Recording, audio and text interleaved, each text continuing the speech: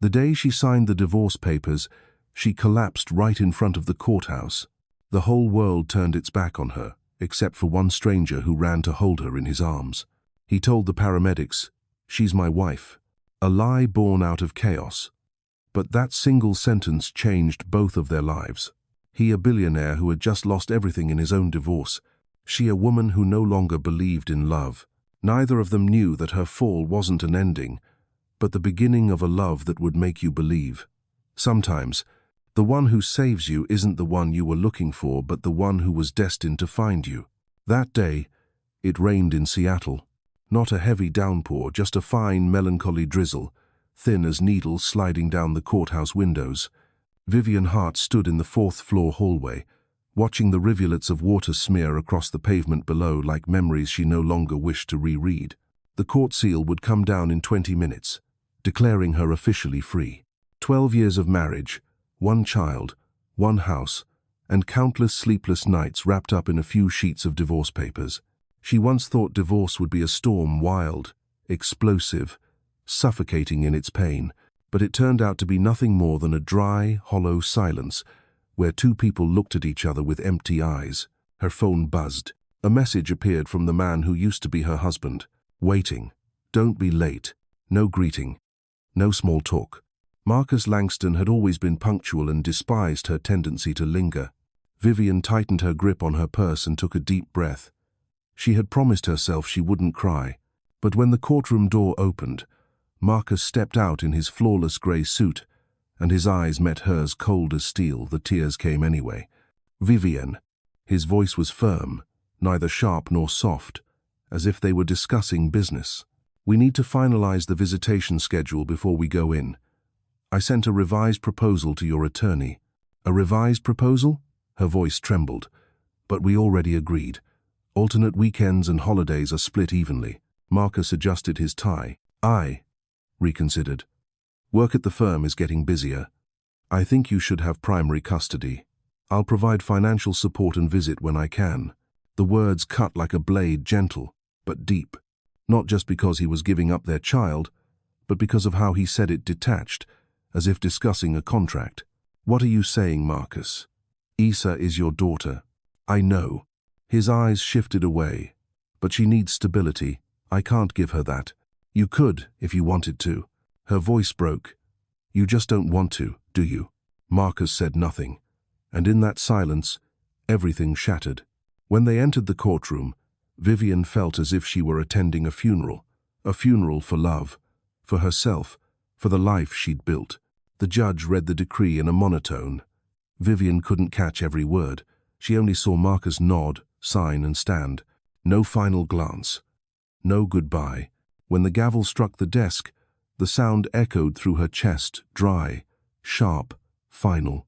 "The court hereby declares the marriage between Marcus Andrew Langston and Vivien Marie Hart dissolved as of today." She didn't remember how she walked out. Only when the hallway light hit her face was the world different. There was no more us. Only her and an emptiness vast as the sky. Marcus stood by the door, talking to his lawyer. Vivien paused for a moment, then turned away. But when she stepped outside the courthouse, she saw something that made her heart drop. Catherine Morrison, the blonde woman Marcus's lover, was waiting at the bottom of the steps. She smiled. Marcus smiled back, with the relief of a man who'd just shed a burden. They kissed. Right there, in front of her. The world blurred. The rain, the voices, the footsteps all dissolved into a distant hum. She tried to breathe, but her chest tightened. "It's okay. I'm fine," she whispered, trying to steady herself, but her hands shook. The divorce papers slipped from her grasp, fluttering to the cold stone floor.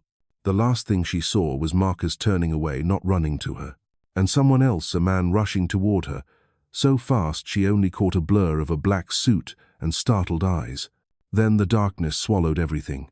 When Vivien woke, the first thing she smelled was disinfectant. White light from the ceiling poured over a face she didn't know. "Good evening, Vivien." The voice was deep, calm, and warm. The man beside her smiled softly. "You're in the hospital. Don't try to sit up." "Who are you?" He hesitated for half a second before saying, "Alexander Cain. You brought me here?" He nodded. You collapsed at the courthouse. Hit your head on the ground. I just happened to be there. She looked down at her hands still trembling, with a white bandage around her wrist. Are you a friend of Marcus's? Something flickered across Alex's eyes, a flicker of pain he quickly hid. No, I'm just a passerby. The words hung in the air, heavy in their simplicity. A passerby. A stranger who had reached for her when everyone else had turned away. Vivien closed her eyes. Tears slipped free. Thank you. Alex wanted to say, don't cry, but stopped himself. He knew some pain needs to be cried out. She fell asleep, exhausted.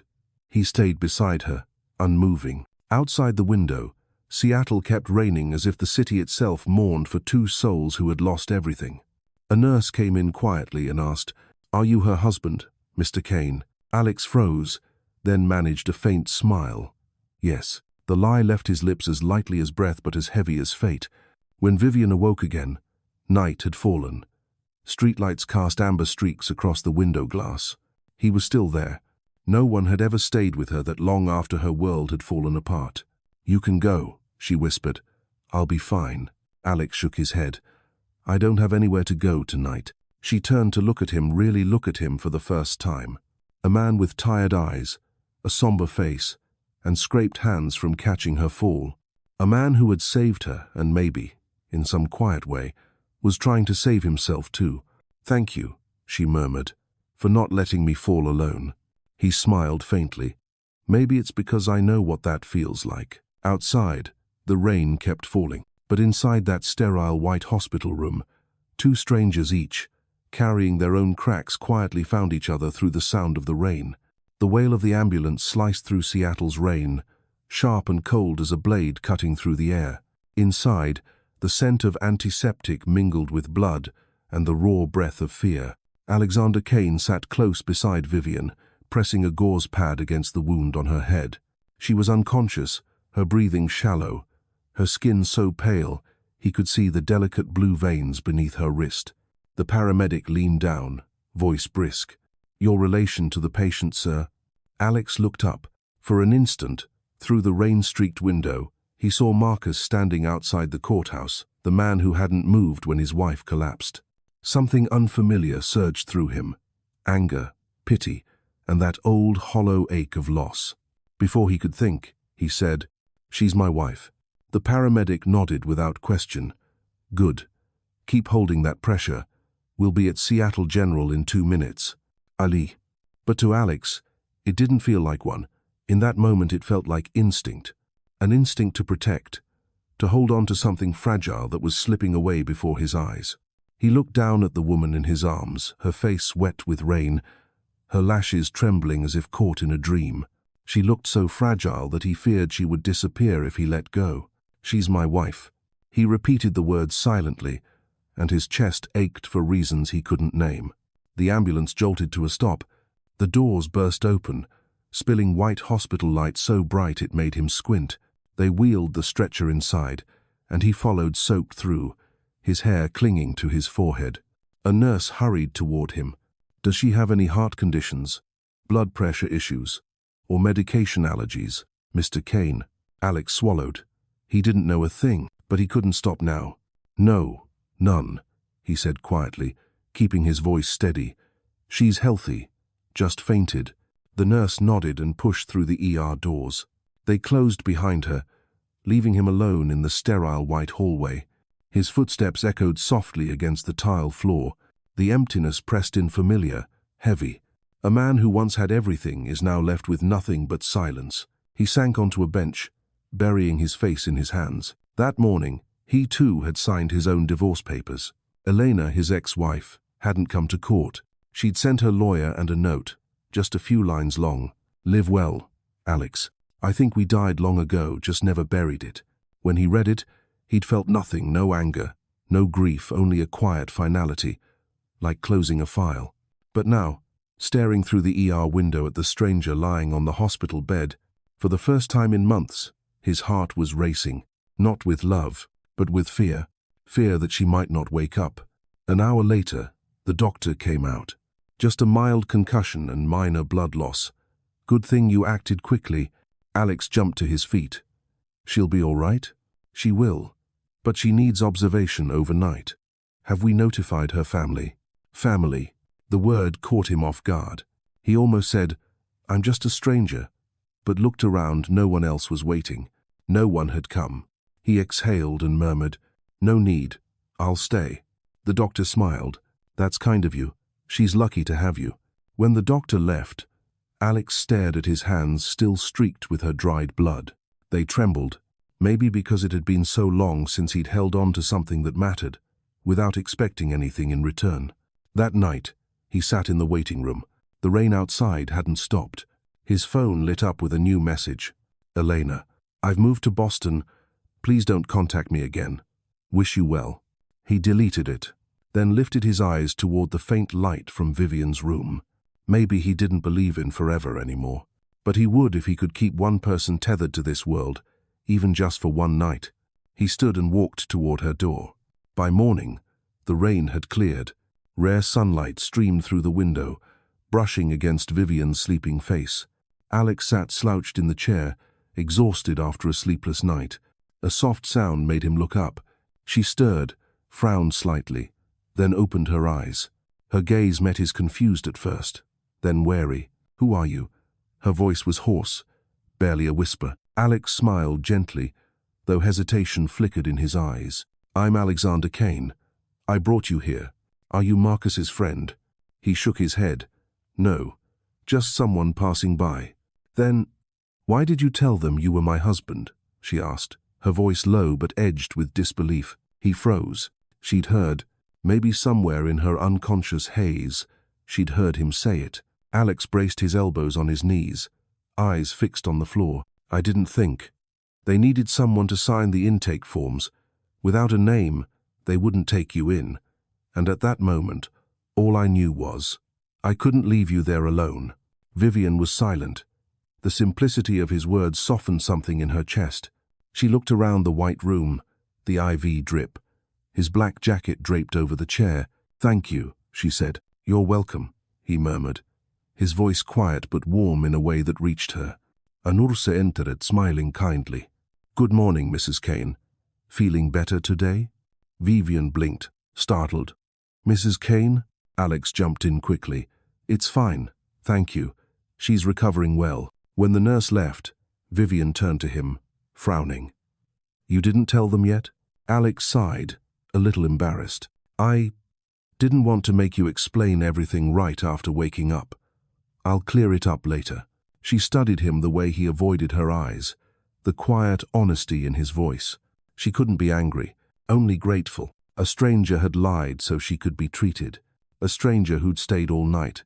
While the man who once truly called her wife hadn't shown up, the truth broke something in her, and tears welled up again. Alex stood, grabbed a tissue, and handed it to her. Don't cry. You just woke up. Vivien pressed her lips together and nodded. I'm not crying from pain. It's just strange, realizing the one who stayed was someone I didn't even know. He said nothing, but something in her gaze made him feel seen too. Maybe, he said softly, because we both know what it's like to be left behind. Vivien looked at him. Sunlight spilled across his face, catching the edge of his tired eyes. For the first time in months, she felt warmth stirring in her chest, faint, but real. Do you believe in fate? She asked quietly. Alex smiled, turning toward the window where the clouds were parting. I'm not sure, but maybe sometimes a lie carries the seed of truth. Vivien nodded, a fragile smile blooming on her lips enough to chase away a little of the darkness inside her. Outside, the city woke to a new day, and inside the small hospital room at Seattle General, two broken souls found something they couldn't yet name.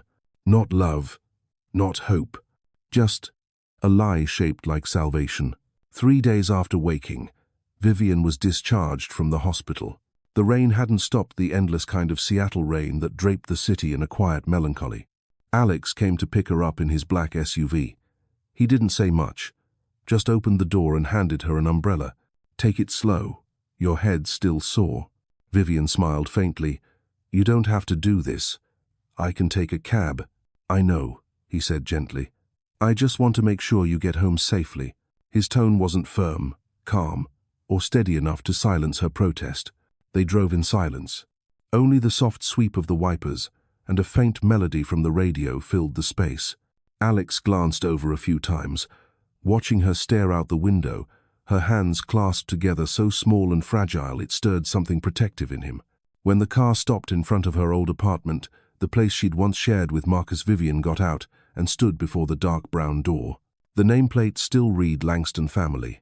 She stared at it for a long moment, then quietly removed it and slipped it into her bag. Inside, the apartment was hollow. The pictures were gone. The air smelled faintly of his cologne and dust. Marcus had moved out, taking nearly everything. Only a few of Isa's things remained: a pink chair, a toy box, a photo frame turned face down on the table. Vivien sat down, her hands trembling. He took Isa's things too.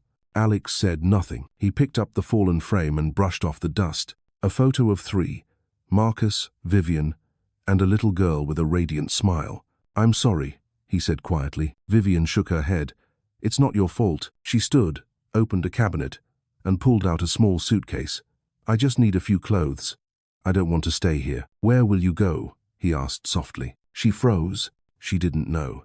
This apartment was no longer home, but she had nowhere else to be. After a moment, Alex said, "Come stay with me, just for now, until you figure things out." Vivien turned, startled. "I can't. We barely even—" "I know," he cut in gently. "But my place is big, empty. You and Isa need somewhere quiet. Don't overthink it. It's just temporary." She looked at him, really looked, and saw something in his eyes: no pity, only a quiet, steady kindness. She exhaled and nodded.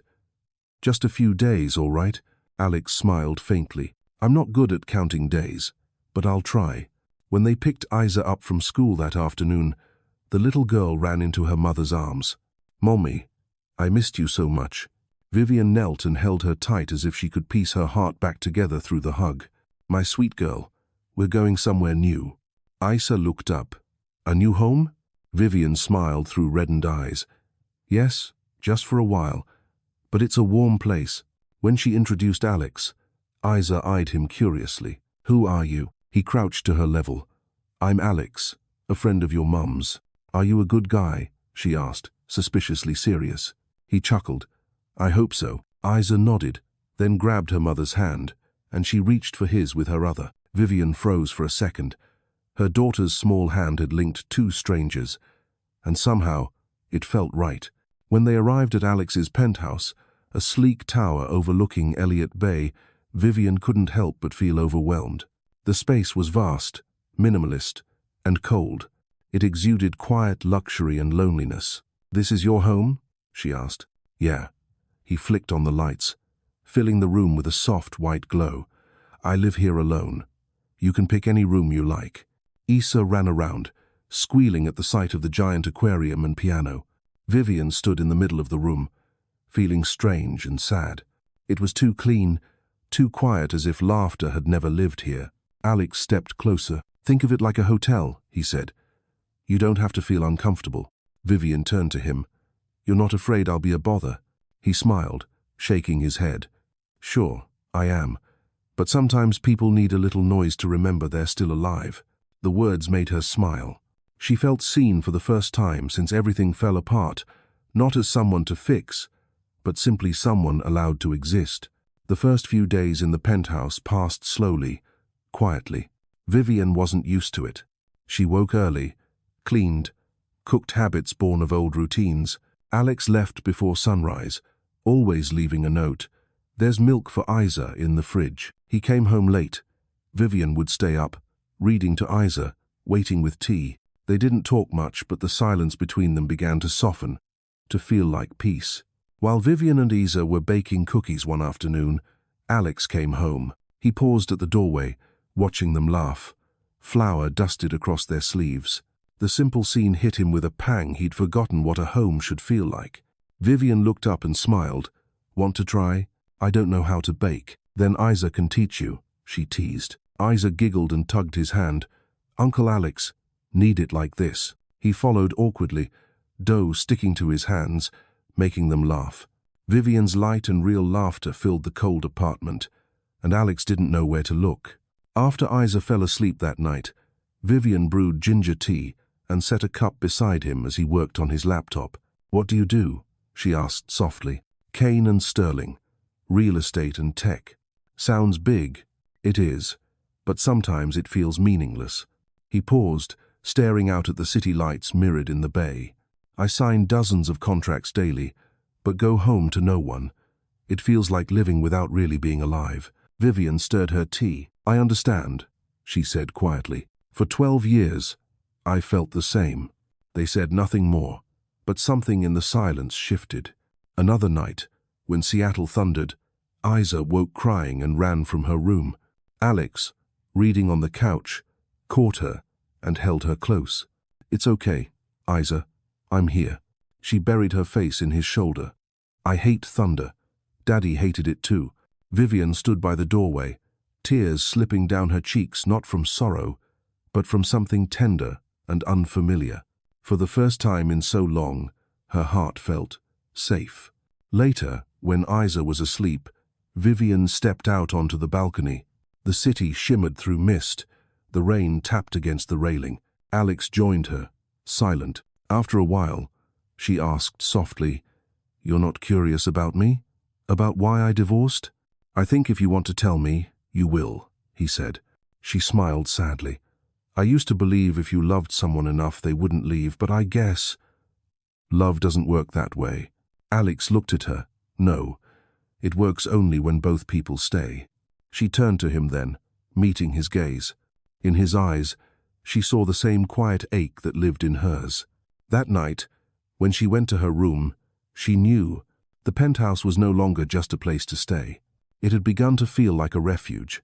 The late October rain in Seattle lingered like a never-ending sad song, but inside Alexander Cain's penthouse, something was shifting, something warm, not from the heater, but from a little girl's laughter, the scent of freshly baked cookies, and the shy, gentle glances between two adults carrying broken pasts. Every morning, Vivien rose early. She liked how the dim light filtered through the white curtains, glinting off the polished kitchen counter. She used to cook silently for a husband who was always in a rush. Now, she cooked for a child and for a man who asked for nothing, only smiled quietly and said thank you. She was flipping pancakes that morning when small footsteps pattered into the kitchen. "Mama, where's Uncle Alex?" "He's in the gym, working out." "Are you hungry?" Isa nodded eagerly, climbing onto the high chair, legs swinging. "I want a sea turtle pancake," Vivien laughed. "You and your sea turtles. Another ocean dream?" "Yes. I swam with them. They said I'm their friend." Vivien cut the pancake into an uneven circle, shaping it as best she could. "Here, your turtle friend." Isa giggled, the sound spilling through the kitchen like sunlight. Alex appeared in a fitted shirt, hair damp from the shower. He paused, smiling at the sight of mother and daughter gathered at the table. "Smells amazing." Isa beamed. "Eat with us, Uncle Alex." "I wouldn't want to intrude on family breakfast," he teased. Vivien looked up, her voice soft but steady. "You already are part of this breakfast, Alex." Neither said more, but the look they shared across the rising steam from the coffee cups warmed the room. In the days that followed, life found a rhythm. Vivien reintroduced small habits to Isa, reading before bed, tidying up toys, and saying thank you after meals. Alex fit into their world effortlessly, never intruding, just there. He washed dishes, walked Isa to school, and always knew when Vivien needed silence.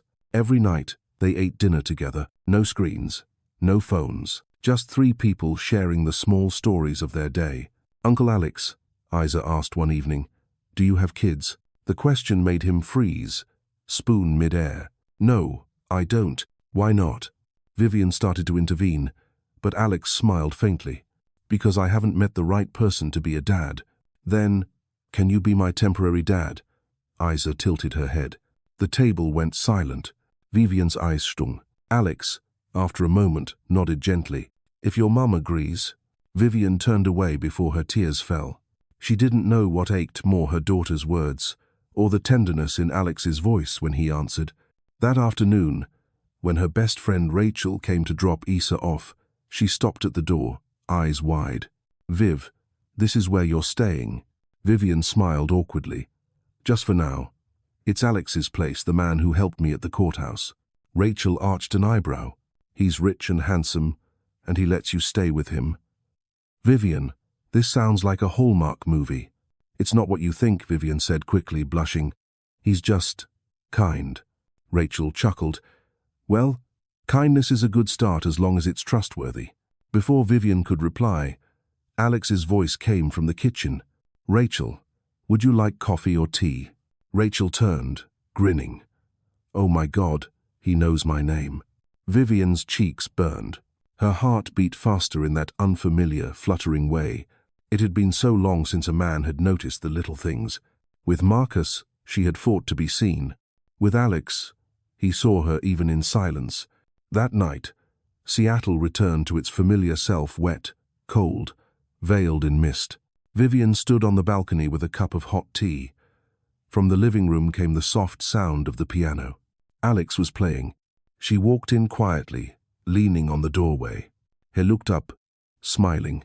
"Sorry, did I wake you?" "No. I like listening." She stepped closer. "What's the piece called?" "Claire de Lune. My mother taught me. She used to say, 'When you don't know what to say, let the music speak.'" Vivien said nothing. He played on. The notes drifted slowly, tenderly, like wind through trees. Each one brushed against the deepest corners of her heart, the ones she thought had been sealed forever. When the song ended, she whispered, "Do you ever worry that you'll never love again?" He looked up, eyes steady and honest. "Every day. But then I met you, and I started to think, maybe love isn't about beginning again. Maybe it's about learning not to be afraid." Her breath caught. She turned away, pretending to watch the rain, but her eyes were wet. "You don't have to say that. I'm not saying it to comfort you. I'm saying it because it's true." She didn't reply. She just sat beside him. The room glowed with warm light. Outside, the rain began again, soft, rhythmic, like two hearts remembering how to beat. Later that night, as Alex washed the dishes, Vivien left a small note on the kitchen counter. "Thank you for giving Isa and me peace." The next morning, beside her note, he had written, "Thank you for bringing peace here." The words were simple, unadorned, but they said what both knew. They were beginning to believe. A week passed. Isa started school and made new friends. Vivien took a few online cake orders and baked them in Alex's spacious kitchen. And Alex, for the first time in years, didn't fear coming home to silence. That evening, the three sat on the sofa watching a cartoon. Isa fell asleep across Vivien's lap. Alex handed her a blanket and draped it gently over the child. Vivien whispered, "I'm afraid this happiness isn't real." He turned to her, his voice soft. "Real or not, it doesn't matter. What matters is you're feeling it." She looked at him, then nodded, smiling a rare, quiet smile. Not for anyone else, but because her heart felt warm again for the first time in years. Outside, the rain kept falling, but inside that home, three souls, each once broken, were learning how to be whole together. Some mornings, Vivien woke without that familiar heaviness of someone who'd lost everything. She was getting used to the light spilling through the tall windows, the sound of Alex's footsteps in the kitchen, the scent of coffee threading its way into her room. Seattle still rained, but in that apartment on the 35th floor, it somehow felt like morning had finally arrived. One weekday, after Isa had gone to school, Vivien sat at the dining table, staring at her cooling cup of tea. "Do you ever feel afraid?" she asked softly. Alex looked up, surprised. "Afraid of what?" "Of living a life that doesn't belong to you." He thought for a moment, then said, "I used to be afraid of that every day, until I realized the only person who can choose your path forward is you." Vivien nodded, her gaze distant. "I think I want to start over." He set down his coffee. "Tell me, Vivien, what do you want to do?" She met his eyes, hesitant at first, then smiled. "I want to bake again." He chuckled, a sound of pride. "I think this city could use another bakery, yours." Vivien laughed. "You've never even tried my cakes." "No, but I've seen how you make them. The way you touch the dough is gentle but sure. That's how people act when they love what they do." Her heart trembled. No one had ever described her like that. She looked down, smiling, hiding the warmth rising in her chest. That afternoon, they drove along the bayfront, past rows of small shops, coffee bars, bookshops, florists, each glowing softly against the wet pavement. Vivien watched the signs sway in the breeze and imagined one with her name. Alex stopped the car in front of a corner space with red brick walls, tall windows, and a for lease sign. "This place has been empty for months," he said. "What do you think?" Vivien stepped out, fingertips brushing the cold doorframe. Inside still smelled faintly of coffee, but the light pouring through the glass made it feel inexplicably warm.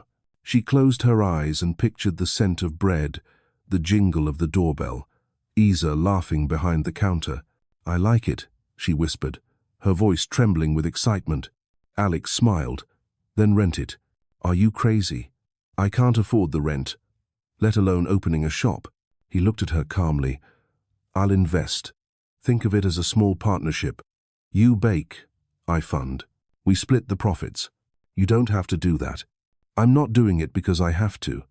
I'm doing it because I want to see you stand alone again." Vivien went silent. It had been so long since anyone believed she could build something real. Marcus had once said, "Your baking is a hobby, not a career." But Alex, a man who'd known her only weeks, believed she could build a world out of flour, sugar, and faith. Her eyes shimmered. "Are you sure?" He nodded. "Completely. Their days are filled with gentle busyness." The little shop was repainted in soft cream, its windows adorned with the name Vivien's Bakery. She wrote the slogan herself beneath it, "Sweet Hope." The breeze carried the scent of rain and sea on the day the sign went up. Vivien stood before the window. Her name reflected at her a version of herself she was finally ready to meet. Alex handed her a cup of coffee. "Congratulations, Baker." She laughed, her voice trembling. "Thank you. The craziest investor in Seattle. I think it's the best investment I've ever made." Their eyes met, and something in his gaze made her turn away, heart unsteady. That night, Isa drew a sign in crayon. "Mommy's Sweet Hope, made with love by Mommy and Alex." Vivien hugged her daughter, tears falling before she could stop them. Maybe because, for the first time, nothing felt frightening anymore. For the first time, hope tasted sweet. Opening day came with a rare, clear sky. The December air was crisp, the sunlight pale and thin across the pavement. Vivien's hands trembled as she tied her apron strings. The first customers were neighborhood locals, then Alex's friends, and a few who'd heard about the project online. The scent of fresh pastries drifted down the street, turning heads as people passed. Alex stood quietly in a corner, watching. When Vivien smiled to greet a customer, something in her expression caught him, the kind of light he'd never seen in his life before. She wasn't the woman he'd caught in the rain that day. She was Vivien Hart, strong, whole, alive in her purpose. A customer asked him, "Are you the owner's husband?" Alex paused, then smiled gently. "No, just someone who believes in her." The man laughed. "Then she's lucky."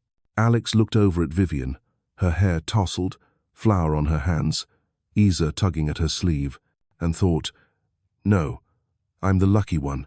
Later that evening, after closing, Vivien sat on the front steps, watching the sunset slide across her new sign.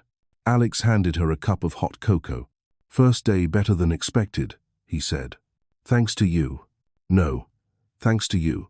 She smiled, eyes soft. "You always say things that make people believe in themselves." He looked at her, voice quiet. "Because I know once you believe in yourself, you can do anything." A long silence stretched between them. From the bay came the hum of waves, the whisper of wind. "Alex," she said softly, "have you ever believed in someone like that before?" He shook his head. "No, not until now." Their eyes met, profound, specific, and for a moment, neither dared to breathe. After Alex drove her and Isa home that night, Vivien lingered on the balcony. She looked at the glowing city, the windows flickering like candles in the dark. She remembered the day she collapsed outside the courthouse and realized that fall had brought her here, to this very place. In her coat pocket, she found the note Alex once wrote, "Thank you for bringing peace here." She folded it and tucked it beside a photo of Isa in the bakery's frame. Outside, The rain began to fall again. But this time, she wasn't afraid, because she knew somewhere out there in the rain someone was still watching, quietly, believing in her. January draped Seattle in a thick, silvery mist. Inside Vivien's bakery, golden light spread softly through the shop, the air sweet with butter and vanilla, a quiet song without words. Vivien wiped the counter and looked out the window. Rain fell in a delicate shimmer, streetlights scattering across the wet pavement. Across the street, Alex stood under an umbrella, speaking into his phone. She couldn't hear him. She only saw how his head tilted when he smiled, a rare, steady smile that seemed to warm even in the rain. At that moment, she realized she was smiling too.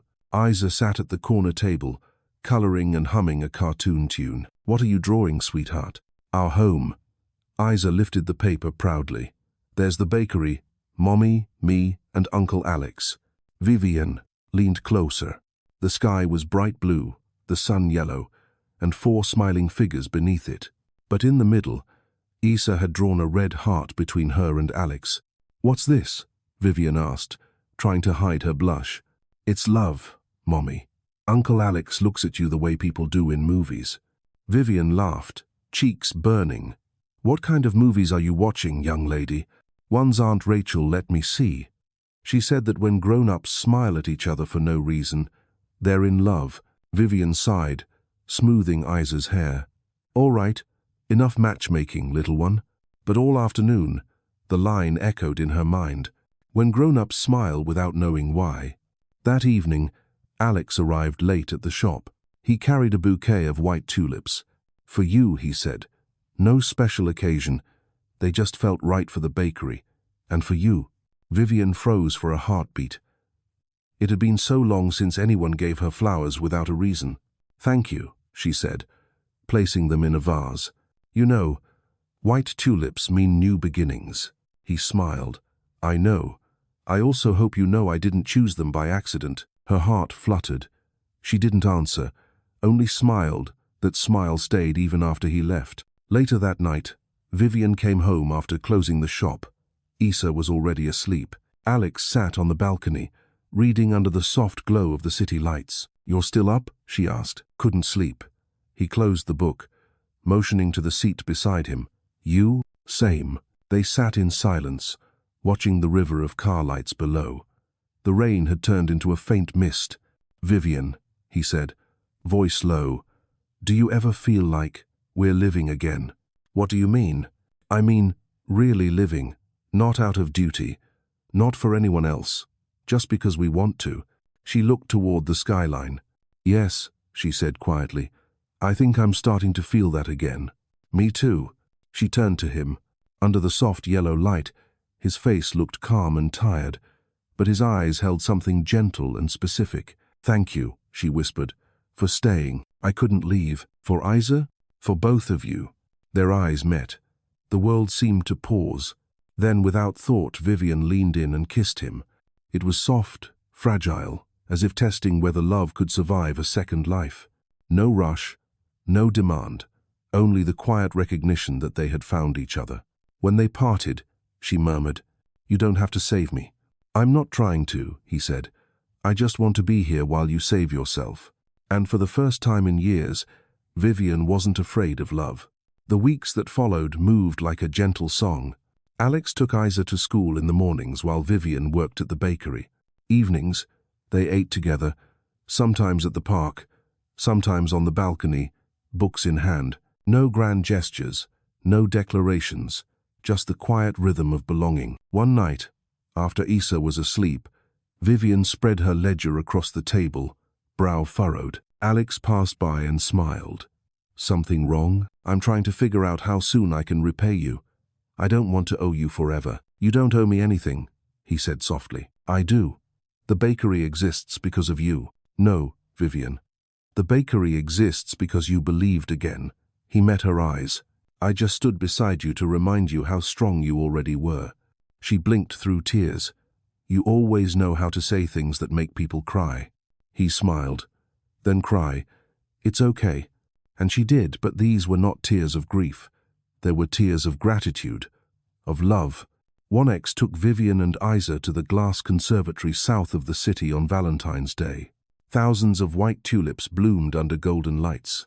Isa darted between them, laughing, while Vivien stood still, breath caught. "It feels like a dream," she whispered. Alex stepped closer, holding out a small box. "It's not a ring," he said.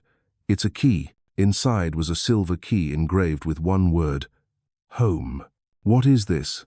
she asked softly. "It's home," he said. "I don't know what you call this place, but for me, wherever you and Isa are, that's home. And I want you to know, its door will always be open." Vivien couldn't speak, not because of the gift, but because of how he said it gently, without asking for anything in return, but enough to make her feel safe. She held the key tightly. "You know," she whispered, "for the first time in years, I'm not afraid of happiness." "Why's that?" "Because this kind of happiness doesn't depend on anyone else.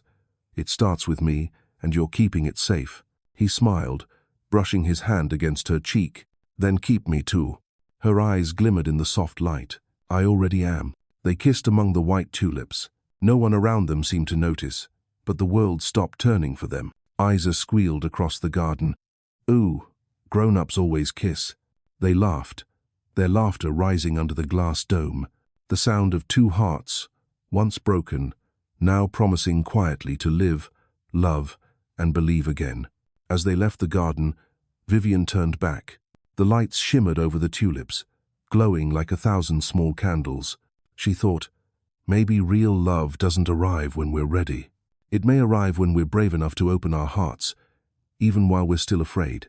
And for the first time, her heart felt light as the wind. March brought sunlight back to Seattle. Faint beams filtered through grey clouds, scattering across the bay like a mirror, slowly awakening after a long winter. Vivien stood inside Sweet Hope Bakery, watching the light spill across the sign that bore her name. A year ago, she hadn't imagined she'd still be here, smiling, working, loving. She hadn't believed her heart could ever beat this peacefully again. Isa hummed while wiping tables, her little hands smudged with flour. Alex was at the office. Later, they planned to pick Isa up and have dinner, her favorite lasagna. It was an ordinary, quiet, happy afternoon, until the door opened. The bell chimed softly, harmless in sound, but when Vivien looked up, her body froze. Marcus stood there. Gone was the composed, self-assured man she once knew. He looked thinner, his eyes hollow with exhaustion, his suit wrinkled, his hair unkempt as if he hadn't slept in days. In his hands a bouquet of red roses, bright but out of place. "Hi, Viv." His voice was still deep, still smooth but trembling in a way she'd never heard before. Vivien took a steady breath and laid down her cloth. "What are you doing here?" "I just want to talk," Marcus said, swallowing hard. "Just for a minute. There's nothing left to say." "There is." He stepped closer. "I was wrong. I know that now." Vivien's face stayed calm, too calm. "Yes, you were. But realizing you're wrong doesn't mean I must allow you to fix it." "Viv, please." He set the flowers on the counter, voice cracking. "I've lost everything. The firm, the house, Catherine. She left, took the money, took it all. And his voice broke. All I have left is you, and Isa." Vivien let out a soft, disbelieving laugh that caught in her throat more than her chest. "All you have left is me?" she repeated. "Marcus, I'm not a consolation prize. I'm not what's left when the rest of your world falls apart." "That's not what I meant," he said quickly. "I love you, Viv. I've always loved you." "Love?" Her lips curved into a bitter smile. "Is that what you call it? Love when you watched your wife beg you to stay and still walked away? When you stood there as she collapsed outside the courthouse and didn't take a single step toward her? When you vanished from your daughter's life because you were busy? That's not love, Marcus." He dropped his gaze, silent. "You came here looking for forgiveness," she said, voice low but sharp. "But there's none left here. I let you go. And the strange thing is, once I did, I finally felt free." Marcus looked up, desperately. "What about Isa? I'm still her father." "Father?" Vivien laughed softly, sadly. "A father is there when she's sick, scared, and needs arms around her. Where were you these past 6 months?" "I know," he murmured, nodding as if trying to convince himself. I know I failed, but I want to make it right. I want to be part of her life again. Vivien Hart. Marcus, she said quietly, not angrily, but with fatigue. You had that chance, and you threw it away.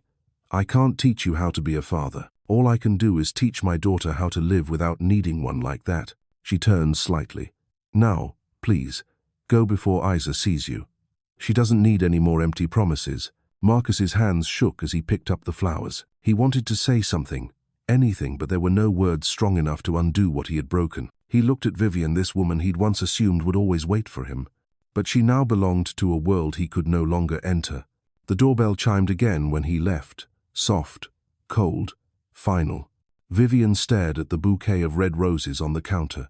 Their color, once vivid, now looked like an old wound. She threw them into the trash. Just then, the door opened again. Alex stepped in, holding a pastry box, smiling. I brought a new recipe to try caramel apple tart. He stopped when he saw her face. Vivien, what happened? She inhaled deeply. Marcus was here. Alex said nothing for a moment. He set the box down and walked over, taking her hand gently. Are you all right? Vivien nodded, though her eyes shimmered. He wanted to come back. Alex waited, then asked softly, And you? I don't want him back. Her voice was steady. But part of me still trembles. Not because I love him, because I'm scared. Scared of what? Of the past. Isa sees him and hopes again. Of myself, of being weak like before. Alex squeezed her hand tighter. You're not that woman anymore, Vivien. She met his eyes, and in them, she saw exactly what she needed. Not pity, but faith. After closing the shop that night, they took Isa for a walk by the bay. The wind was cool, the kind that brushed the skin but didn't bite.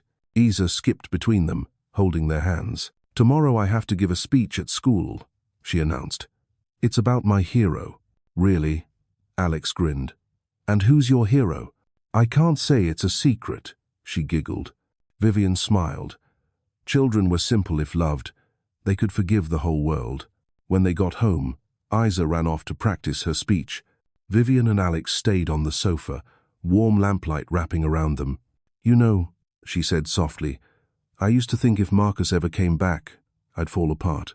But today, when he stood before me, I felt nothing. No anger, no pain, just emptiness. That's because you've moved beyond him, maybe. She looked down at her hands. Sometimes I worry you'll think my past is too heavy to carry. Alex brushed a hand against her cheek. Everyone has a past, Vivien. What matters is what we choose to carry forward. I choose you, not your past, but who you are now. Tears filled her eyes. You always say things that make me cry. Then I'll be here to wipe them away. She smiled faintly, leaning her head on his shoulder. I'm so tired. Sleep. You'll stay? Always. The next morning, they attended Isa's school assembly. The room buzzed with laughter and chatter until Isa stepped up to the microphone, taking a deep breath. My hero isn't a superhero or a princess, she said clearly. My hero is my mom because she fell and stood back up, and Uncle Alex because he caught her when she fell. I think real heroes are the ones who help others believe they can keep living. The room went silent. Vivien turned to Alex, whose eyes were shining, and in that moment, they both knew their love was no longer a fragile flame. It had become light, a light strong enough to reach even the darkest corners of the past. That evening, Vivien stood outside on the porch, looking at the sky. Seattle was still cold, but inside her, the frost had melted. She remembered Alex's words, "You're not that woman anymore," and she understood he was right. She had survived. She had loved again. She had forgiven not Marcus, but herself. When she turned back inside, Alex was reading to Isa, his voice steady and warm, the heartbeat of this new home. Vivien leaned against the doorway, smiling. At last, the past had let her go, and she had truly come home to the present. That spring, Seattle bloomed with cherry blossoms. The sky was rarely this clear. Sunlight filtered through the bakery windows, scattering golden dust across the counter where Vivien kneaded dough. Outside, a line of customers wound down the block. Vivien's bakery had become the neighborhood's favorite stop, not just for its pastries, but for the story behind them, the woman who rebuilt her life from ruins. Zo'n wordt spread. A popular food blog featured her with the headline, "From a Broken Heart to Seattle's Sweetest Bakery." The post went viral. Reporters, influencers, and vloggers began showing up to film, take photos, and live stream. Vivien smiled for the cameras, but unease tugged beneath the surface. Fame always came with questions, and she knew that if anyone dug too deep, her past would surface. And it did. One late afternoon, as she wiped the counter, a reporter entered, camera already rolling. "Miss Hart," the woman said, with a practiced sweetness and an unreadable gleam in her eyes, "is it true that Alexander Cain, CEO of Cain Developments, is the investor behind this bakery?" Vivien smiled politely. "He's my friend." "Your friend?" the reporter said, voice lilting with implication. "A source tells us Mr. Cain once accompanied you to the hospital after a mental breakdown at a courthouse. Is that true?" Vivien froze. The air in the bakery thickened. The red light on the camera blinked steadily. "That," she said quietly, "is personal, and I'd rather not discuss it." But the reporter pressed on. "And is it true Mr. Cain told paramedics you were his wife?" The words shattered the air. Customers turned. Someone whispered, "Oh my God, really?" Vivien felt as if a wave of cold water had struck her. The memory rushed back the sirens, Alex's face, his voice saying, "She's my wife." "No comment," she said faintly. "I'm sorry. The shop's closed." Her hands trembled as she locked the door. Her heart pounded so hard she thought it might burst. That night, she sat in the living room, scrolling through comments, already flooding the internet. A modern Cinderella story. The billionaire saves a divorced woman and brings her to his penthouse? Smells like PR. The story spread faster than she could imagine. By morning, people were snapping photos outside the bakery. Alex came as soon as he heard. He found her packing boxes, eyes hollow from sleeplessness. "I'm sorry," he said softly. "I should have told you. That lie, it was bound to come out." Vivien looked up, eyes red. "You think I'm angry because people found out?" "No, I'm angry because I don't know if you were ready for this. Because I'm scared." "Scared of what?" "Scared people will think I used you," she said, voice shaking. "That everything I built will be reduced to the woman who fell for a billionaire. I'm scared all my hard work will become a joke." Alex stepped closer and took her hands. "Listen to me. I'll never let anyone say that about you. You stood up on your own. I just happened to be there." She shook her head. "But you have power, Alex. I don't. And when two worlds collide, it's always the smaller one that gets crushed." "Not when the smaller one is you," he said firmly. "You're not weak, Vivien. You're the reason I still believe in good things." She broke into tears. He pulled her into his arms. "I'll handle the press," he said. "Just trust me, okay?" The next day, Alex held a small press conference. He stood before flashing cameras and said steadily, "Yes, the story is true. I did tell the paramedics she was my wife, because she was unconscious and her life was at risk. I don't regret it. And since that day, Vivien Hart has become the most important person in my life." The room fell silent. It wasn't a scandal anymore, it was a confession, a declaration. Vivien watched the live stream from the bakery, her hands trembling, but her lips curved into a smile. He didn't hide. He told the truth not to prove anything, but to protect her. But storms don't end in a single day. Old photos of her outside the courthouse resurfaced her collapse, her tears. One cruel headline read, "From breakdown to fairy tale," or a perfect PR strategy. Vivien's chest ached. She turned off her phone, shut down her socials, and stepped onto the balcony. The city lights glittered beneath her like restless stars. Alex came out, draping his jacket over her shoulders. "You shouldn't read that stuff." "I know," she whispered, "but I do. Because you're scared." "Yes, scared they might be right." He was quiet for a moment, then said, "They don't know, Vivien. They only see the surface. They don't know about the nights you stayed up worrying about rent, or the mornings you baked before dawn. They don't know you saved yourself. But I know, and Isa knows, and that's enough." Tears spilled down her cheeks. "Do you know the worst part, Alex?" "What?" A small part of me still doesn't believe I deserve this love, safety, happiness. He rested his forehead against hers. Then let me teach you, every day. Vivien laughed through her tears. You sound like a love professor. Maybe. Or just a student trying to learn how to love right. Days later, the tide turned. A video began circulating. Vivien giving leftover pastries to people experiencing homelessness, Isa hugging her mother amid the crowd, and Alex cleaning tables after closing time. One comment read, "If this is PR, then I wish every PR campaign were this kind." The bakery grew busier than ever, but this time, Vivien wasn't afraid.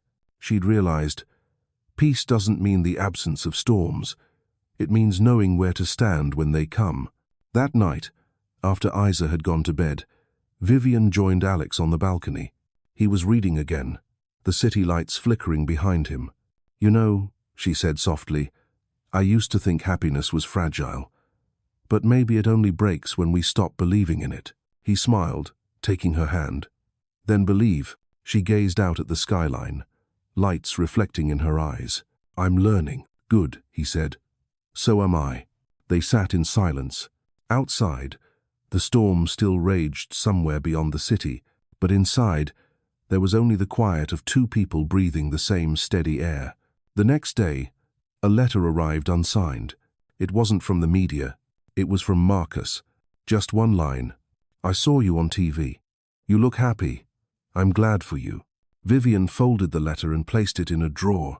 No anger, no pain, only gratitude for the past that had taught her who truly belonged in her future. When she looked up, Alex was standing in the doorway, smiling. "Come on," he said. "Isa wants to see the fireworks at the pier." Vivien nodded, slipping her hand into his. Outside, the sunset burned bright across the water. Seattle shimmered like a promise that no matter what the world said, no matter the storms that came, true love would always stand firm. Summer came early that year. Seattle gleamed under rare golden light, the sun spilling down the tree-lined streets and glinting off the bakery's glass windows, making Vivien's bakery seem brighter than ever. But Vivien didn't feel bright inside. For weeks, Alex had been different. He came home late, spoke less. His phone rang constantly. The dinners that used to echo with laughter were now filled with clinking silverware and long, heavy silences. Isa stayed cheerful, oblivious. But Vivien, who had once lived through silence like this, saw the cracks forming. One evening, as she cleared the table, Alex said quietly, "I have to go to Boston for a few weeks. The company's in trouble. I can't avoid it." "How long?" "I'm not sure. Maybe 3 weeks. Maybe longer." Vivien nodded, trying to stay calm. "I understand." He looked at her, eyes soft but tired. "I'm sorry. I hate leaving now. But if I don't handle this, hundreds of people could lose their jobs." "I'm not angry, Alex," she said gently.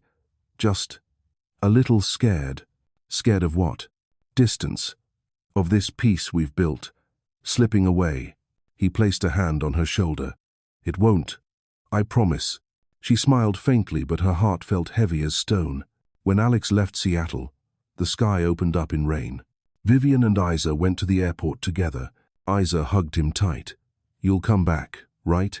"I promise," Alex said, kissing her forehead. "Take care of your mum for me, okay?" "Okay." Isa giggled. Vivien stood by the glass as the plane lifted off until the last glimmer of light disappeared. "He'll come back," she told herself. "He'll come back." But she didn't yet know the real test wouldn't be distance, but fear itself. Without Alex, the penthouse felt hollow. Vivien kept her rhythm up early, baking, school runs, the steady smile for customers. But at night, when the city quieted, she'd sit on the balcony, staring at the empty chair beside her. Each time her phone buzzed, her heart jumped. But his messages grew shorter, the calls briefer. "I'm in a meeting. Everything's fine. Don't worry." Vivien tried to trust, tried not to spiral. Then, one night, the news played a segment showing Alex standing beside a woman in a tailored suit, with a confident smile and golden hair. The caption read, "Alexander Cain, CEO of Cain Developments, meets with former partner Dr. Elena Cain in Boston redevelopment talks." Elena, The name struck like a blow. His ex-wife. The woman who had left him. Vivien turned off the TV. It's work, she told herself. It's work, but deep inside, something old stirred the same dread that had once followed betrayal, the same ache that whispered, "You're not enough." 3 days passed. No calls. Finally, she texted, "Are you okay? I miss you." No reply. The next morning, an anonymous email arrived at the bakery. Subject line, "Be careful with your man." Inside a photo, Alex and Elena are leaving a hotel together. Not touching, not smiling, but close enough to shatter her. Her hands shook. She wanted to call but stopped, wanted to believe but couldn't. The past surged back like a storm. Marcus, the lies, the photos, the hollow apologies. Vivien sank to the floor, tears spilling freely. She thought she had learned to love without fear, but maybe fear never leaves. It waits for a reason to return.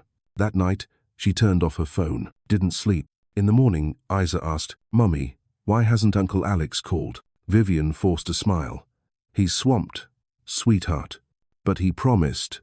"I know," she whispered, voice trembling. "He promised." A week later, Alex came back without warning. Vivien was wiping the counter when the bell rang. She looked up and froze. He stood there, shirt wrinkled, eyes shadowed from sleeplessness. "I'm home," he said softly. "I can see that." Her tone was colder than she meant it to be. "I know you saw the photo," he said. "Yes.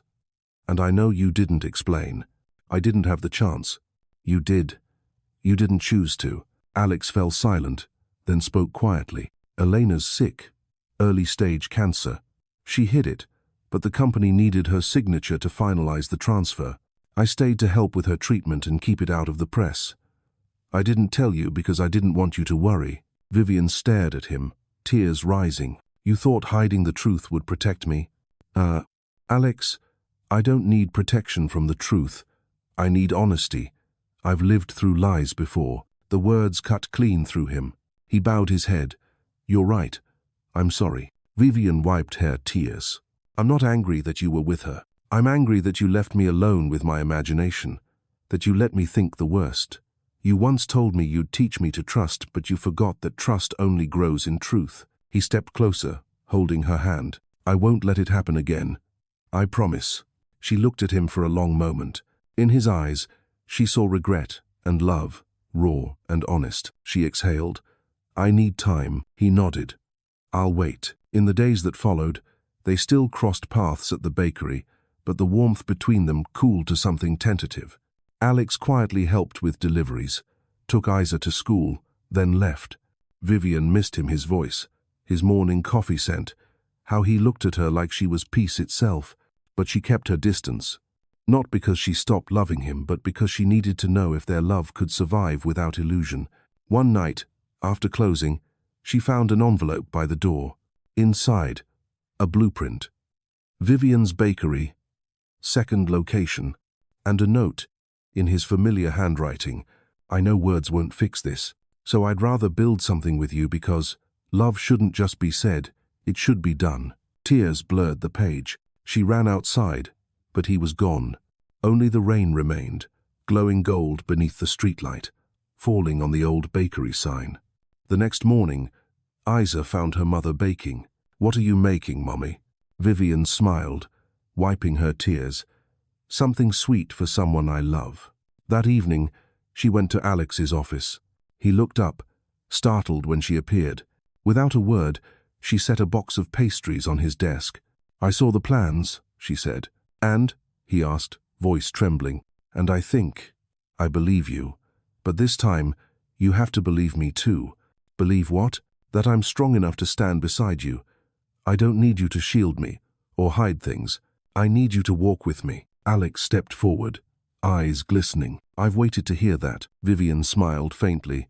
"So have I." They held each other under the soft glow of his office lights, while the city outside shimmered in rain. Maybe love isn't always calm, but peace always comes back home when two people choose to stay even through the storm. Early autumn in Seattle. No more heavy rain, just a thin veil of mist draped over golden leaves. The cool air made you want to hold someone's hand tighter as you walked down the street.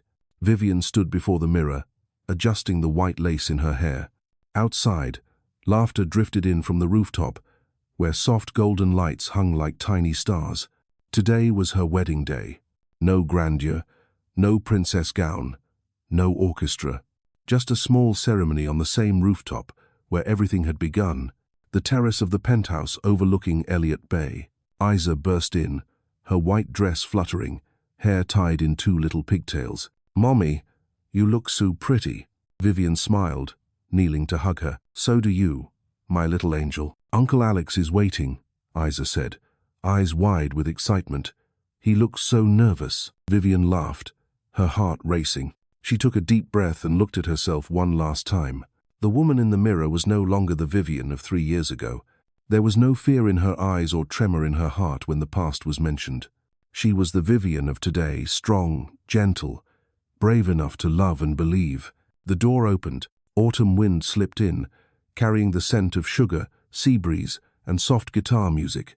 Alex stood at the center of the terrace, dressed in a grey suit, holding a bouquet of white tulips. The flowers, he once said, symbolized new beginnings. When he saw her, he smiled the kind of smile she once called morning light.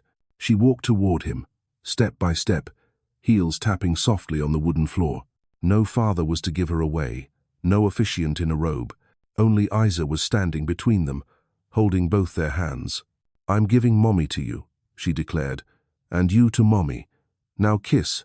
Laughter rippled through the guests. Vivien blushed. Alex leaned in and whispered, "You heard the boss." Then he kissed her, not loudly, not long, just enough for the world to fade, leaving only them and one silent promise: forever. After the rain, the ceremony was simple: close friends, neighbors, old co-workers. Rachel raised her glass. "To the woman who once feared love, and now loves as if she's never been broken, and to the man who was once lonely and finally found his way home." Applause, laughter, and the hum of happiness filled the air. Vivien looked around, seeing every smile, but she felt the quiet certainty of standing beside the man she trusted most deeply. Under the table, Alex squeezed her hand. "I never thought I'd marry again," he murmured. "Neither did I," she replied. "Then I guess we were both wrong." She smiled. "No, we just found the right person." Night fell. Guests drifted away. The rooftop was quiet, save for the three of them: Alex, Vivien, and Isa.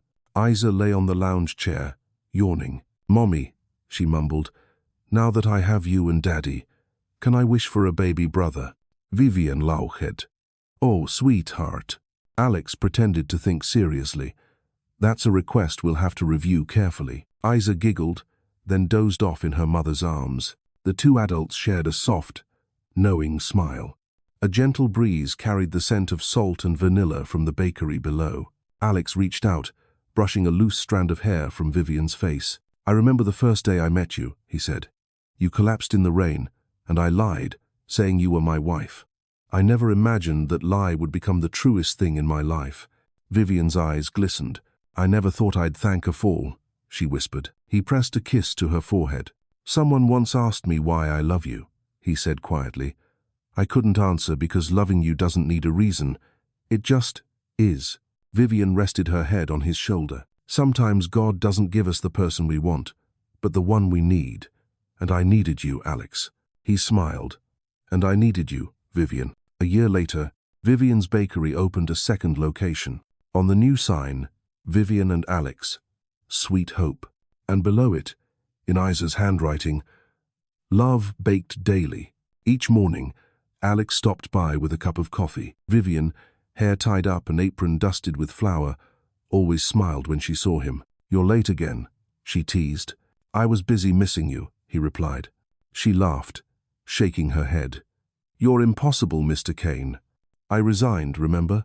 I'm just the assistant baker now. An assistant who makes too much profit." They both laughed. Customers watched them and often whispered, "They don't just sell pastries. They sell proof that real happiness still exists."